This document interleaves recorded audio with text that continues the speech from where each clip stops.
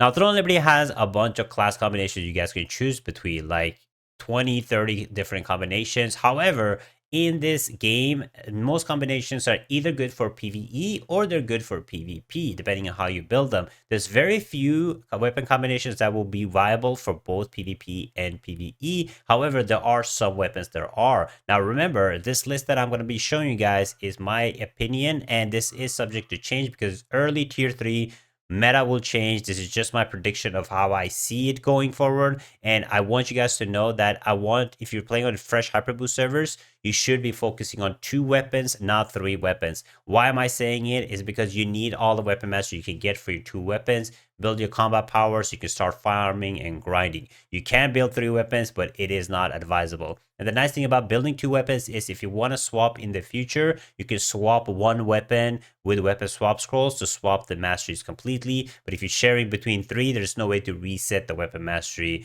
in the game. So hopefully this video will help you guys out to understand a little bit more on which weapons you guys can choose, which will be viable for absolutely everything in the game. So I made a tier list right here, and this tier list is based on both viable for PvE and PvP. So in high tier, I place the classes that are really good and will work no matter what for both in PvE and PvP. Most of the content, and then we'll have like useful tier where they can work in PvP and PvP, and they are, they have value. However, not as strong as other classes. And then viable in PvE and viable in PvP, and does not seem viable at all for anything.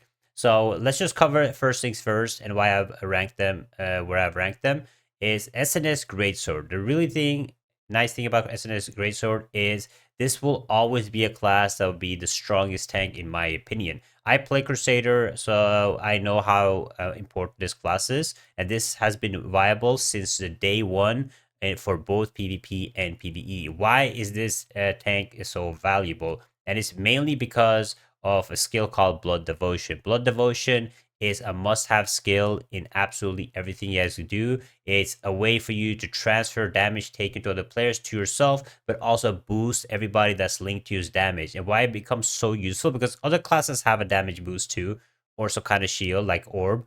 But with Orb, you have to stand still at one place. With Greatsword, people can move around, so you don't have to worry about where you're standing, and it's just way more flexible. And it is required in PvE for the high-end content, and it is super good in PvP. It has a lot of abilities like Blood Devotion, like CC's abilities from the Greatsword that pair really nicely up with the SNS. So I will always say that the best tank in this game will always be for both PvE and PvP will be the SNS Greatsword. Next up, we have the GS Spear. Now, the GS Spear does not have the best damage in PvE, and it's really strong in PvP. However, there are classes stronger than it in PvP. So why have I placed it on high tier? The reason for the high tier placement is because in certain things, when you're doing raids or dungeons, you don't want to stack your team up with GS Spears, but you want to have one in there. And why do you want to have one in there? It's because of the buffs that GS Spear provides. The Spear and GS provide several different buffs, like again Blood Devo, but also Da Vinci is a really nice buff to have. And with the Spear, it can boost heavy attack bonuses, so it does really good single target damage, and he has the ability to do AoE damage. So you usually want to look for a GS Spear to have in your raid group or in your dungeon group, so it will always be required, and it does work really well in PvP too. Has been one of the strongest classes in PvP, called Gladiator for a while. Really good if you know how to play it. It's extremely strong in single target scenarios, but also clump scenarios. So GS Spear will be useful for both PvP and PvE.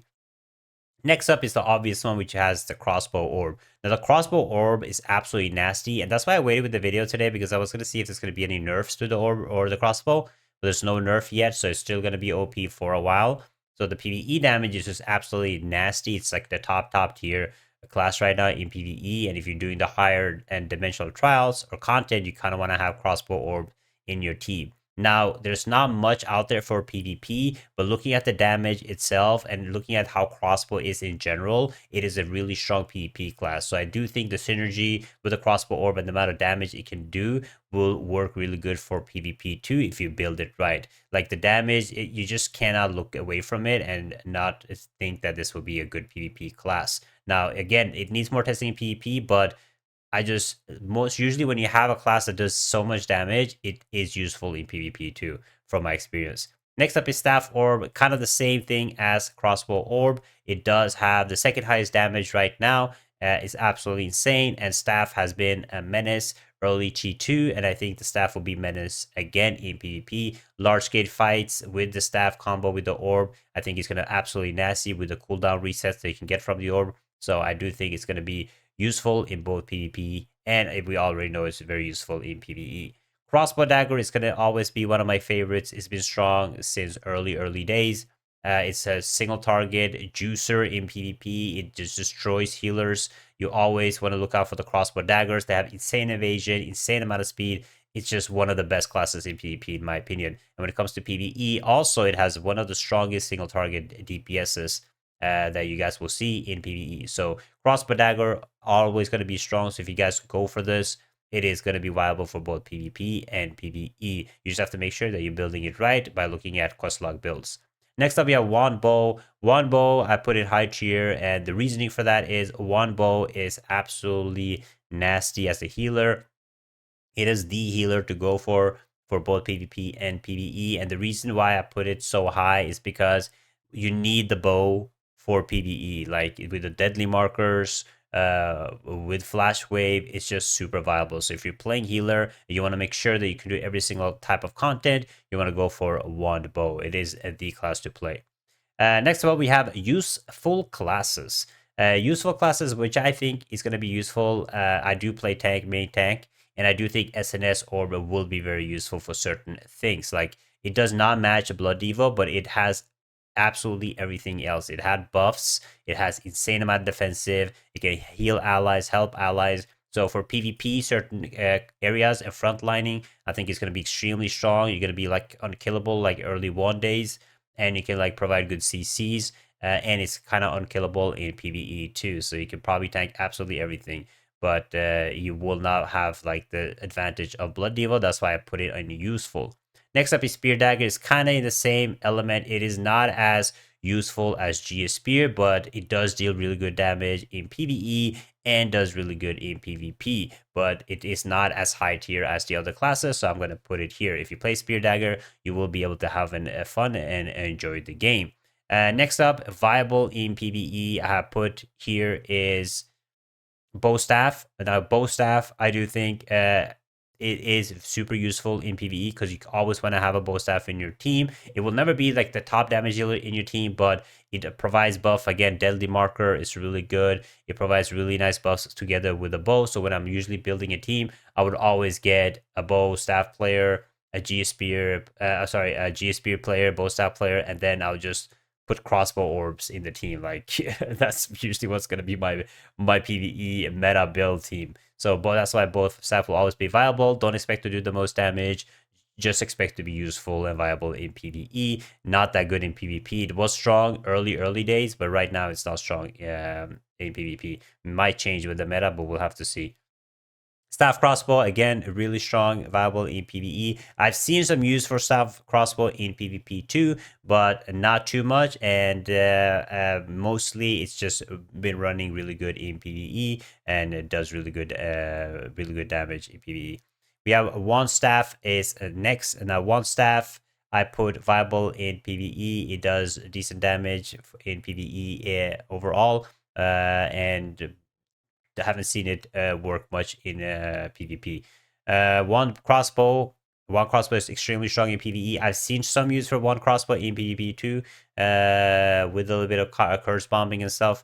So it can be viable in PvP, but I didn't feel that comfortable putting in useful, so I just put it in viable in PvE for now. But it does have a play in PvP. Maybe I should just put it here. I'm gonna put it here.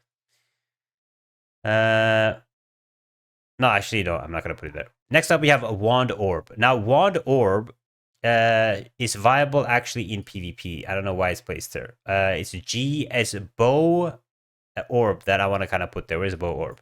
Okay, the bow orb I want to put up here. And the reasoning is people haven't fully figured out how to play healer as an orb player, but bow is required in PvE as a healer. But if you are able to heal with the orb, I think bow orb could be very useful in PvE. Like if you can heal with the orb completely fine, and you guys figure out with enough rune synergy and stuff, I think it can be viable in PvE. I just don't see it being useful in PvP at all.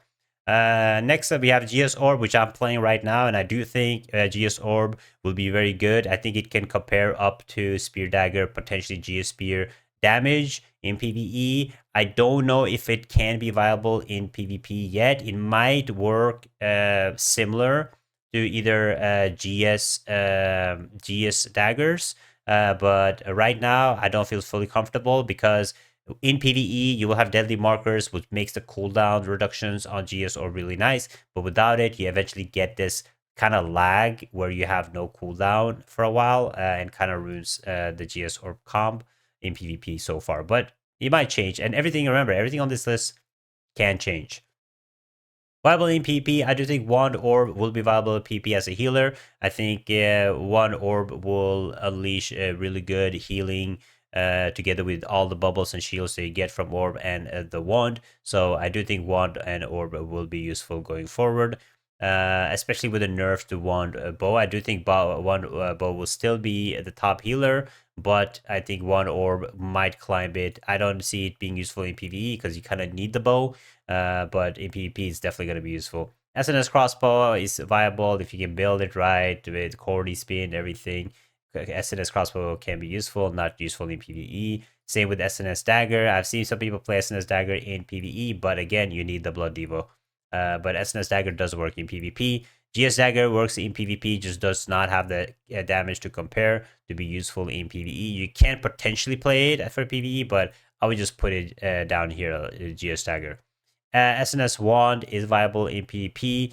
I know some people play it for PvE to be immortal, and you can play it in like a selfish way where you never die. It's good for like dimensional trials and stuff, but I think SNS GS is too good. We can't put it on useful actually, because I do see people play it. Since we already have SNS Orb there, we can play it, put it right here. You're kind of basically immortal tank, but you're not providing much for the team at all. That's why you will always be below the Grey Sword. SNS Spear is very viable in PvP. It can dish out damage, good debuffs, all that good stuff. Not that useful in PvE. Can be useful for like PvE farming, but not more than that. Orb Dagger, I don't see how this can provide enough damage to be useful in PvE. However, it is definitely playable in PvP in some type of way. Remember, PvP is a very rock, paper, scissors meta, so it might be useful to killing certain classes, but struggle with some other classes. Same with Staff Dagger. Staff Dagger is really strong in PvP, or was strong. I think it's going to probably come back now with like all the magic defenses, reductions for especially tanks. Is a tank killer. So yeah, I see it being viable in PvP only. All of these, I don't see viable. Now, you guys need to know that this is subject to change. It is very early. We don't know how the tier 3 meta will shape up. But right now, if you are playing, I would highly suggest, if you do like doing both PvP and PvE and you want to have viable weapons, you should go for this. Do not try to build 3 weapons right now because you need a weapon mastery for other things. So these are the viable ones, and then you can see which are viable for PvE and then viable for PvP. But yeah, that is it for this video. If it was helpful, let me know in the comments. Give a thumbs up to the video, and thanks for watching.